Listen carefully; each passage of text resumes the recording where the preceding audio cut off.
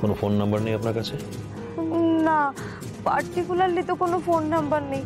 একবার এক এক নাম্বার থেকে ফোন করে। নেক্সট অপারেশন কোথায়? লেদার ওয়ার্ল্ডে।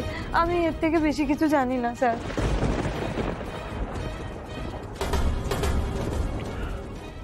ওনাকে ছেড়ে দাও। কি বলছেন স্যার?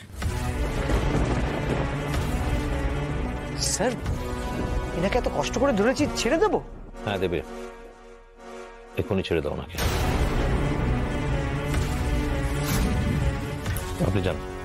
যান, তবে মনে রাখবেন, যদি কোনোভাবে জানতে পারি ফেক সিবিআর সাথে কোনো রকম যোগাযোগ আছে তোমার, তাহলে কি হাল করব? না জানি আমি, আমার এমন হাল করবেন, নতুন নামকরণ করতে হবে। এই আমি কান বলছি, নাক বলছি, আমি আজকে ট্রেনেই বাড়ি ফিরে যাব। আমি এসবের মধ্যে একদমই নেই। আমার কপালে যা আছে তাই হবে। আমি আর এসবের মধ্যে নেই।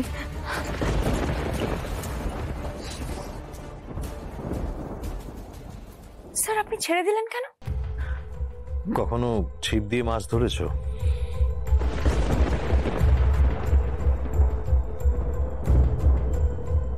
ঘুড়ি উড়িয়েছো? স্যার, আমি উড়িয়েছি। ছিপ দিয়ে মাছ তুলতে গেলে প্রথমে সুতো ছাড়তে হয়, আর তেমনি ভোকারটা করতে হলে প্রথমে সুতোয় ঢিল দিতে হয়।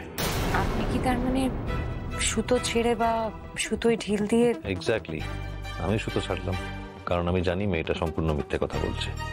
মেয়েটা এখান থেকে বেরিয়ে সোজা যাবে নিজের ডেরায়, ততক্ষণ মেয়েটা থাকবে আমাদের রেডারের মধ্যে। আপনি জিনিয়াস স্যার। কখনো নতুন কিছু তো বলো।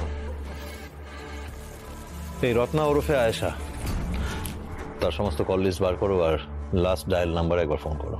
Okay sir. আয়েশা? প্রদীপ তার নাম আয়েশা বলেছিল। ও, ওই মেয়েটা? ওর নাম তো আয়েশা।